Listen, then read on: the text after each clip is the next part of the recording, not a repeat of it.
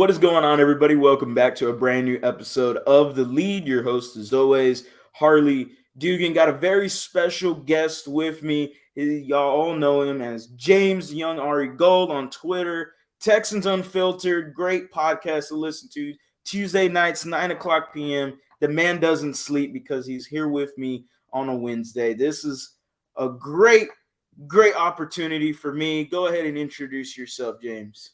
Yeah, James Carlson, Young _ Ari Gold on Twitter. Feel free to follow me there. Texans Unfiltered. You can follow us on Twitter at Houston FB Pod. You can find the podcast on any of the podcast platforms. John just brought up to me last night that this is our 5th year doing it, which is crazy. And yeah, I don't know. That's me. Follow me on Twitter. I kind of am just who I am. I don't really filter anything in the sense of like who I am and what I put on Twitter. I just put out what I am, and people can accept it or they can't. So yeah.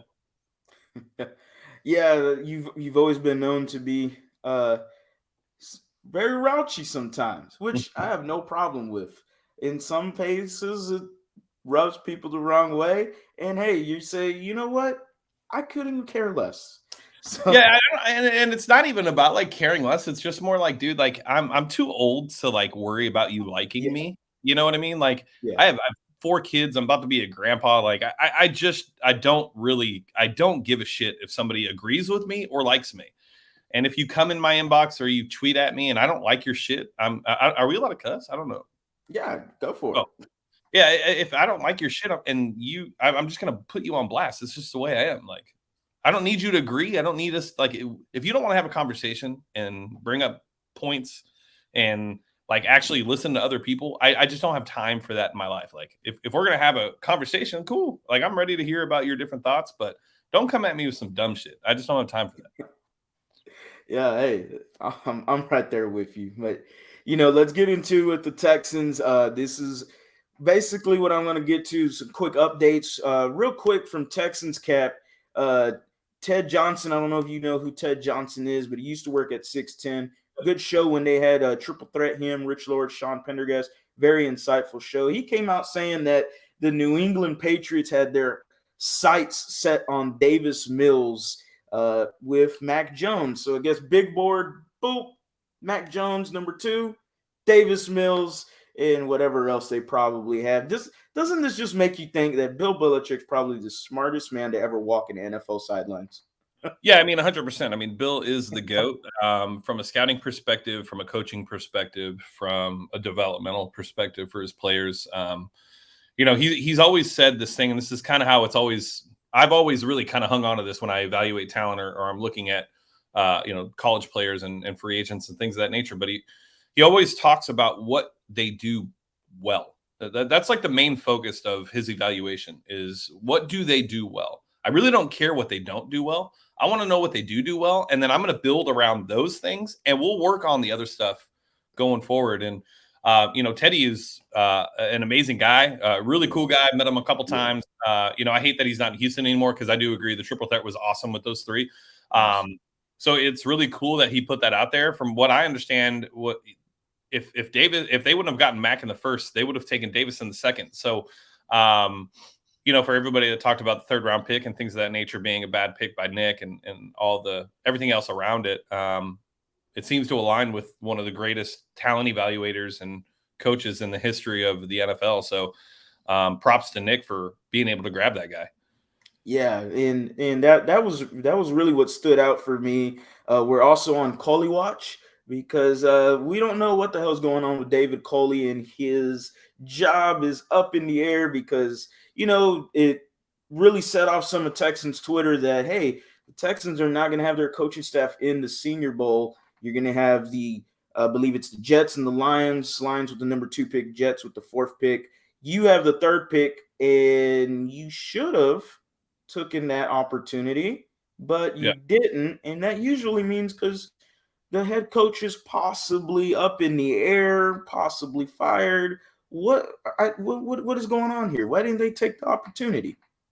Yeah, so I said it last night. From what I'm hearing and what I've been told, and also just my opinion in general, when it comes to Nick Caserio, I think he's a very analytical and logical person in his approach to the job. So I don't think there's one way or two way or three way or four way. I think there's all sorts of ways. And I think what he's doing is evaluating every single scenario. So while there's conversations about what the future looks like without David Culley, I think there's also discussions happening with, what did we see from David Culley, and did we see enough to be able to maybe best support him moving forward to have him be a little bit more successful?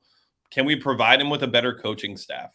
Are there players that would fit his scheme? What can we do from a personnel standpoint and an upper management standpoint to maybe get more out of David Culley? So while I understand that, it's pretty much, an assumption by everybody that they're evaluating David Culley's job, but I think it's on both the positive and the negative side. How do they best support him if they end up keeping him, right?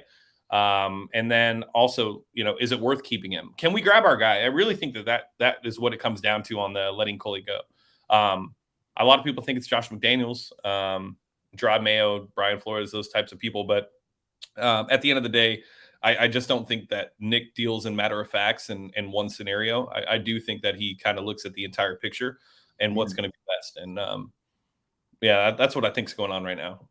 Yeah, it's totally. I definitely agree with that. And moving forward, that just segues into some more of your thoughts, because we're going to get a lot of that into my next question. And basically, the main principle of the video is, how would you, James, fix the Texans? I'm going to have a string of videos with multiple guests. You're the first one to take a crack at this question. You're Nick Caserio. How do you fix the Houston Texans? Yeah, I would fire Tim Kelly. Are we going to operate under the assumption that David Culley is here or David Culley is not here? Because that kind of changes is that part of it? He's currently still the head coach. How would you hire? Would you keep him? Would you fire him? You got it. This is the transcript. What are you going to do? I would promote David Culley to a upper management position very similar to Romeo Crennel. Okay. To keep him on the staff, save some face. I don't think Nick cares about perception, but I do think that there are certain things that you need to do to be able to really promote a path and ensure that your fan base and the outside world can kind of see that you're taking a person into account when you're making these decisions. So I'd move David Culley into like a consultative role, very similar to Romeo. I'd hire a new head coach. I'd probably still go with Joe Brady. I think Joe Brady would be a really good hire. I know that, people look at Carolina and just assume that, he's a trash coach. I with the lack of talent around him, a head coach that's insistent on running the football behind a bad offensive line, no quarterback, not really a ton of weapons, a bad offensive line. I think he really was just a fall guy. So I would go with Joe Brady. Then I'd bring in Clint Kubiak to work as the OC specifically. And I'd do everything I could to get Vic Fangio as our DC, and then really just fill out the rest of the offense and defense from a coaching perspective. I know Vic was our original defensive coordinator, totally understand. But I think he's shown a lot of growth. I also think like any of that, like from the time that we became a team like that, you really can't judge a coach based on like what that looks like. Like we were, a new franchise, like not a ton of talent. But since then he has a great resume, a ton of success. And so I think bringing those three pieces in, and then I'd probably write a check to Dante Scarnecchia that would be like the biggest check possible to really fix this offensive line, right? Like Texans fans and Texans media and just the outsiders that are in the NFL world know that this offensive line is not good. And nothing against our current offensive line coach. I don't think he had a ton of talent to be able to coach in the first place. But I would bring in Scarnecchia. I'd just give him whatever he needs, even if it's a 2 to 3 year, 4 year thing, just to get this offensive line going. So there's the coaching staff. And kind of from a personnel standpoint, I would do everything in my power to build around Davis Mills. And I'm going to get killed for saying it. I don't know if he's the franchise guy. Like, I don't know if he's a franchise quarterback. Yeah. What I do know is he's shown progression. He's shown development. He's shown a knack for getting better. And, I want to see how far that can go. I don't think we've seen his ceiling. And I think that there's a lot more room for him to get better. And I would want to really see what we can do. If he, at the end of the day, he's Matt Schaub, right? If that's all we have, but you're able to build a defense and an offense around him. I mean, Matt in 2012 could have won the Super Bowl had he not got hurt. Yep. Threw for over 5,000 yards. And, he was a pretty consistent quarterback there until the end, with the pick sixes and everything else that happened. So I think ideally that would be probably my best approach. You're going to have a ton of ammunition. I would trade Deshaun Watson to the highest bidder. Honestly, if he's not willing to go wherever the highest bidder is, I would sit him and I'd force him in a position where then he has to play. And if he chooses not to play, then I would fine him and start to get back the money that, he's taken from us. But at the end of the day, I do think he's a competitor. And now with Brian Flores being gone in Miami, I do think that it opens up a bidding war for other teams. And so I would trade Deshaun. I'd use, let's say, the Giants. Obviously, that'd be an ideal target to kind of accelerate this rebuild. 2 first-round picks next year from them.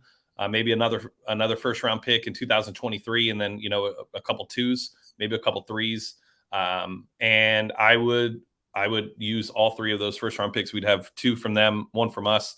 I'd go. I'm not as big of an Aiden Hutchinson fan as a lot of people. I do think he's good. I think he's powerful. And this is going to sound extremely weird, but his legs are extremely skinny. And I don't know if I want a guy that is his whole, like what he does as an athlete is built on from feet up, right? Like the power, and I don't know. So it's just kind of weird. Not trying to knock the guy. I do think he's an extreme talent. I'd probably go Kavion at 3 if we could. Jordan's got me on this safety that Hamilton. Yeah. So I've started watching film on him. Maybe trade back, grab a corner, unless you can grab a corner there. I haven't done a ton of research on who are the top prospects at this time. I know that there's a corner in the top 10. So if that's the case, grab him. And then really just start to get this going. I'd grab 2 guards. I'd grab a center. I'd grab a 3rd-round running back. I want to go young at running back. And I would hope to really build a foundational defense. I think that'd probably be my focus. Outside of the interior of the offensive line, I'm not really too worried about weapons and investing in those in free agency in the draft. I really want to just be able to protect Mills, but then provide him with a defense that could potentially be a shutdown defense. I think what we've seen in this league is you can go the distance with above average quarterback play if you have a defense that can support it.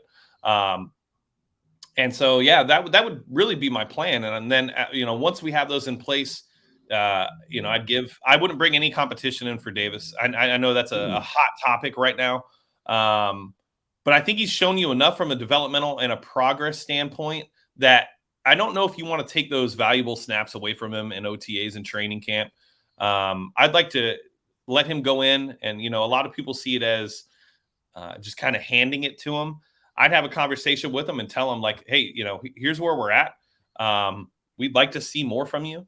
We're going to give you the opportunity to start, as you're going to have a good OTAs. You're going to have a good training camp. But we really believe in what you're capable of doing. And we think that you haven't even gotten close to hitting your peak yet. So we're going to best support you in doing so. We're going to give you all of the snaps and OTAs and training camp. And we're hoping that you come out, guns blazing week 1. And we're able to really see the type of quarterback you're going to be, in a quarterback that we could potentially build around for the future, and hope that that's the case. So I don't know if it's one of these hard situations. Like, a lot of people are like, oh, this is a 3, 4, 5 year rebuild. If Davis Mills ends up being a quarterback, that rebuild looks a lot faster at that point. And, I don't know if he is. I know that's like the hottest topic on Twitter. Yeah. You got the data nerds over here that will pull any number that they can to build a narrative that supports their opinion. and I was saying it last night, like you can pull all that data, right? You can pull the, how many TDs in a quarter, you can pull DVOA, you can, time to pass off, all that, but you can't take into account bad play calling. You can't take into account no run game. You can't take into account bad coaching decisions. You can't, so there's so many things that the data can't give you that I'm not willing to go off of data to form my opinion. I'm going to go off my eye. And my eye says that he's able to make some throws that you shouldn't be seeing out of a third-round rookie this early. That throw to Rex Burkhead and Danny Amendola on Sunday, like, bro, those were on site. Those were on, like, literally, as it was only where Rex or Danny could get it.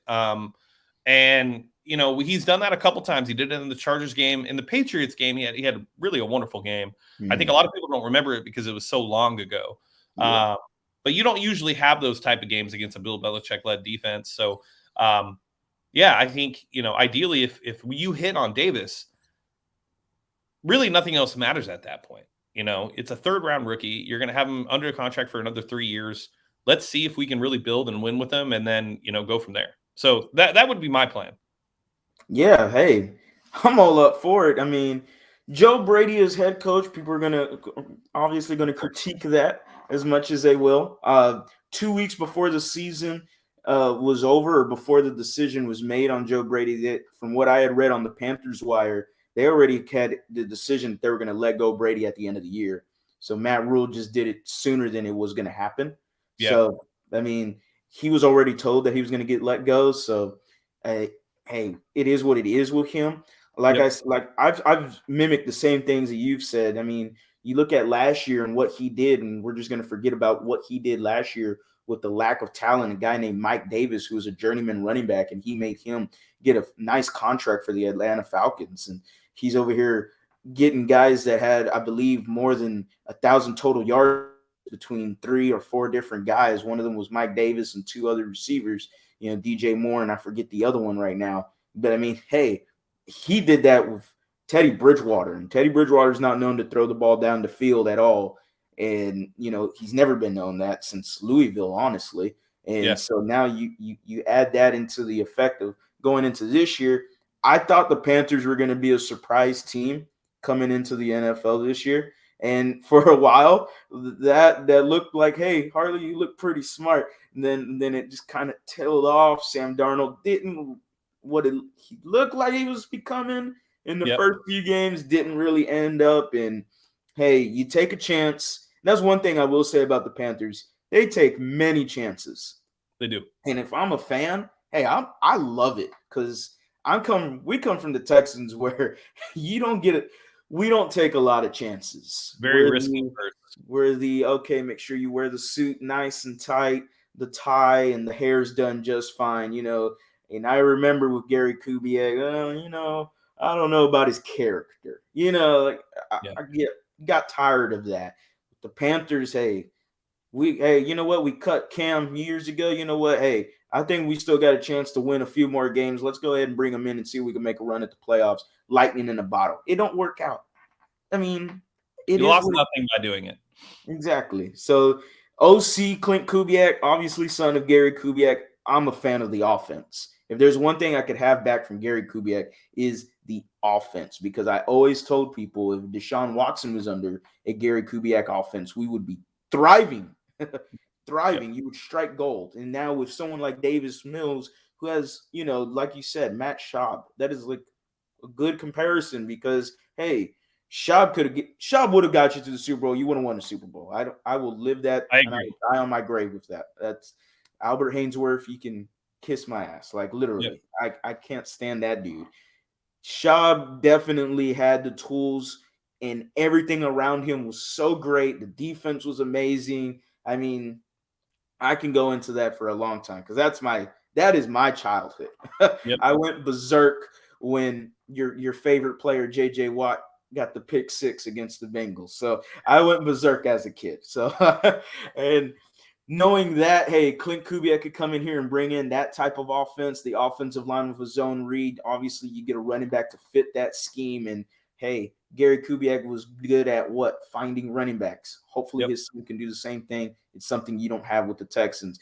Dante Scarnecchia, that just came out of left field for me. I didn't expect that. I had a list of things that you might say.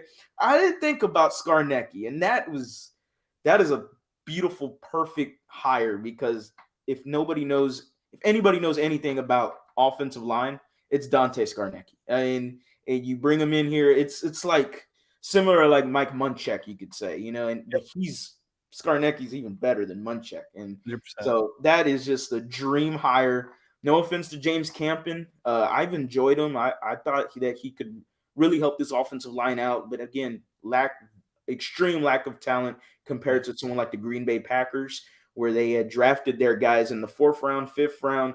All these guys are undrafted practice squad guys. That there is a difference in talent there. So I feel bad for Campen. But hey, if you can get Scarnecchia, I don't care. Who's James Campen? Sorry, no offense. Yeah, at the end of the day, like how long are we going to scream about the offensive line? I guess is kind of the way I look at it, right? So it's old, man. We made the mistake with Deshaun. Yeah. Why just cut him whatever check he. I know he's retired, and I know he's living his best life. I think he's coaching his grandson's high school team or something like that. Mm-hmm.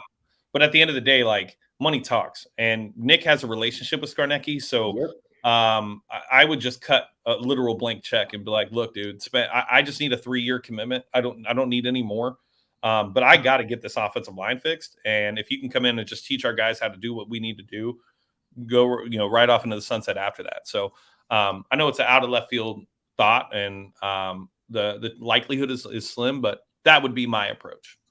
I mean, there's many times where you've had former coaches, older coaches, or former players that come in as consultants, and help out with him. I mean, Alex Gibbs came here whenever Gary Kubiak came over, and Alex Gibbs was known for really good offensive system with Mike Shanahan, excuse me.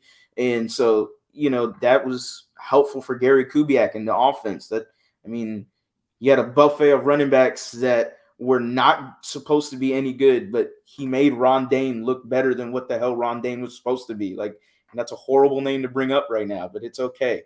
Yeah. So, yeah, moving forward with that, I mean, hey, defensive coordinator, you're sticking with Lovie Smith? Vic Fangio, that's what you said. Give me Vic Fangio, because I know he can set up a defense. Yeah. And, I mean, I think about his time with the 49ers with Jim Harbaugh. Broncos had a lot of talent. Fangio makes them even better. There is growth within coaches. Like, you can't judge someone off the expansion team. We didn't have the same benefits like the Carolina Panthers did when they expanded, and also hurts when, your first ever draft pick never plays really a down for the Houston Texans. His name's escaping me, but he's up for the Hall of Fame. Really? But yeah, hey, give me Vic Fangio. He has a renowned success. Everybody knows him, and he gets defenses moving. I think one thing that people look at with Lovie Smith is, oh my God, he gives us turnovers. And as much as, obviously that's extremely helpful. I love that he creates the turnovers, or the defense does, and he just puts them in the right position.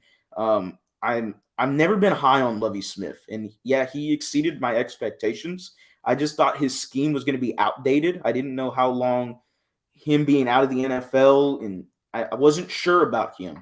Now, he did exceed my expectations, but when you take out turnovers, the defense actually isn't that good statistically. Yeah. And it's tough to criticize them because COVID, roundabout of players that you have coming in and out. It's tough to criticize him, because I look at it in two ways, where you see how good of experience is for a coordinator. Lovie Smith shows that he has the exact same amount of problems that Tim Kelly does, but he can still create results. Tim Kelly is just, he's his bread and butter, old 31. That's it. That's all it is. Pound the rock with 31 up the A-gap. Yeah. Cool. Anything else you can do? And then he has these small, gleams of intelligence. And I'm like, whoa, hey.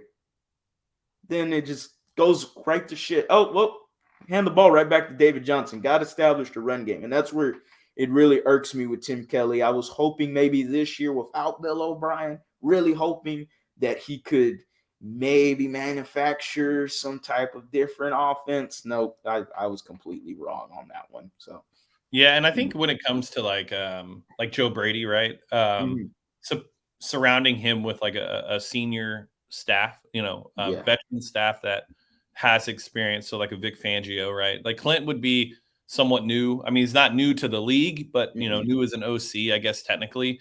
So then when you fill out the rest of the staff, it's really about bringing in veteran coaches at each position to be able to get the best, right? And if you're able to bring in Vic, and you keep Culley and you got Romeo and you have Nick, like you have the opportunity to really start to grab some nice coaching pieces at the position spots and get the most out of them. And Culley and Rack can help develop Brady as far as game management and things of that nature. But I'd love to get next year, right?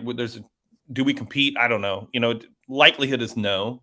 We should be a Mhm. lot better, but so it's kind of a throwaway year anyway. So let him learn, Yeah. let him make his mistakes and get it out of the way, and then just kind of go from there. But I doubt that any of what I just said will happen. Yeah, I doubt that too, sadly. I know the Texan fans are hoping for the Pep Hamilton to be the OC, but just Pep's gone. um, Pep, yeah, it's just it just feels weird to me. Just like 2 days ago, I'm like, yeah, that's not a bad idea. And then all of a sudden yesterday it's like, oh well, he's gone. I'm like, yeah, he's what? gone. I mean, he checked out a long time ago. Yeah, apparently. And if you just look at his career, like he doesn't stay anywhere long, right? No, he doesn't. I totally get it. I think when he was in Indy, they had like a top 15 offense when he had Andrew Luck. Hmm. I don't know if he's like really like this offensive genius or guru, but and you also have to wonder, like, has he been in the right place at the right time each time? Like Yeah. Herbert, like, is Herbert just talented? Is that Hmm. possible? Yeah, He had, exactly. he had Andrew Luck. Like, is Davis maybe just talented? Are we really going to just give Pep all this credit? And I'm not saying that he doesn't deserve any. All I'm saying is like, at some point, talent supersedes coaching when it comes to Hmm. like these generational quarterbacks. So, I understand the infatuation with Pep. He was a hot name prior to last year. Yeah. He's been a hot name, so grabbing him is probably exciting for the fan base. But ultimately, I don't know if you're going to get like I don't know if you're really getting what you're expecting if you were to promote Pep Hamilton. Now, I'll take him over Tim Kelly. Oh, any day. Any Right. day. Any day. Tim Kelly's burnt toast. Pep Hamilton, when I try to, when people tell me about this, and the argument I always say is, well, Andrew Luck is a once in a generational quarterback that just happened to have only 6 years of quarterback play.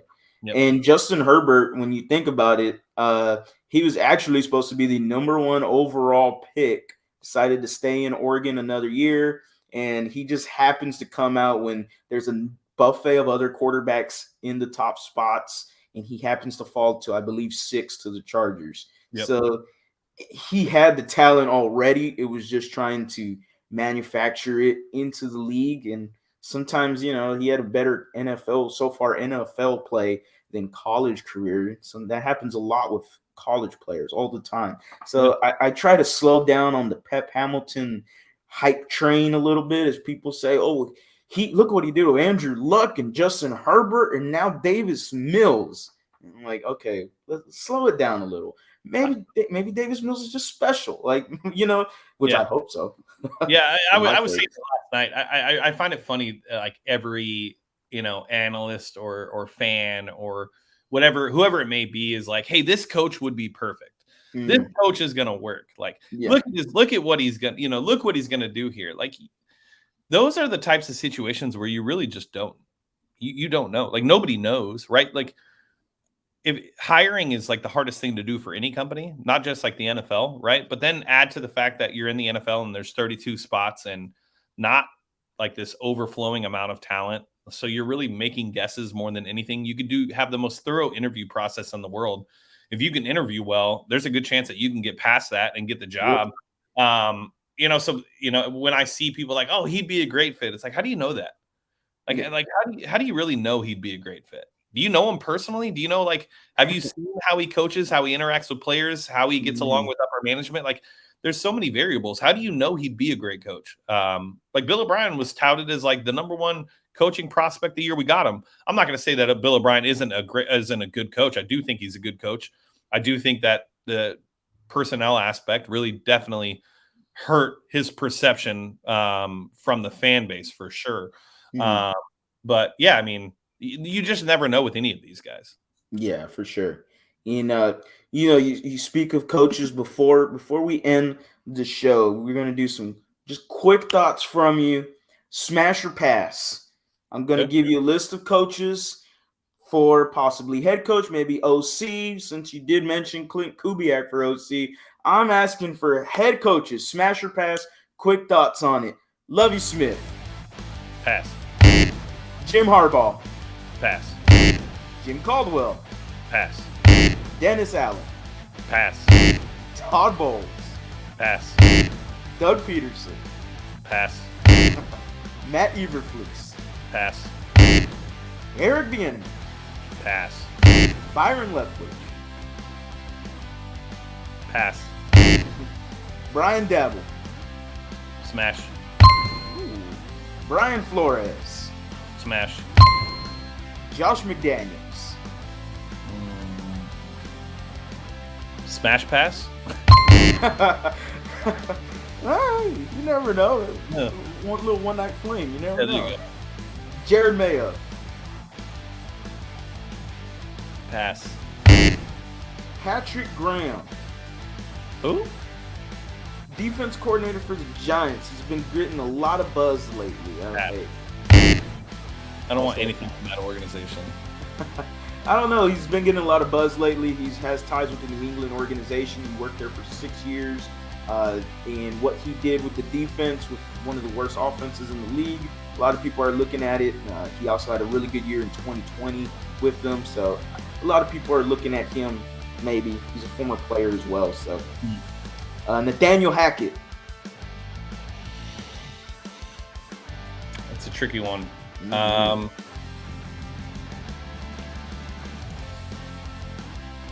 Pass. DeMeco Ryans. Love him. Probably my favorite linebacker ever. It'd be interesting to see him come back as that for us. I mean, he's definitely a likable guy. He knows the game. I'd probably say smash. I would say smash for just to see the drama. Yeah. Let's just see him. Moore. Who? Kellen Moore. Pass. Ooh, big time, huh? Absolutely. Interesting. I don't want anybody from the Cowboys. Okay. I'll take their director of personnel or whatever. What's his name? Oh no, I forgot his name. Yeah, Jerry but Jones anyway. paid him a Will fat McClay. Will McClay. Yeah, that's it. I'll take him all day. Yeah. Clint Kubiak. Smash. Scott Turner. Pass. Ooh. Kevin O'Connell.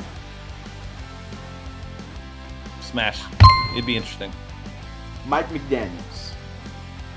Pass. All right, that's my list of quick thoughts, coaches. Hopefully y'all like that. I'll try to make sure I get that to all my guests when they come in here. Real quick pass on Kellen Moore, huh? No, not interesting for you? Some of the best offenses that they've had for a while? No? You just think it's talent? I think it's talent. I think I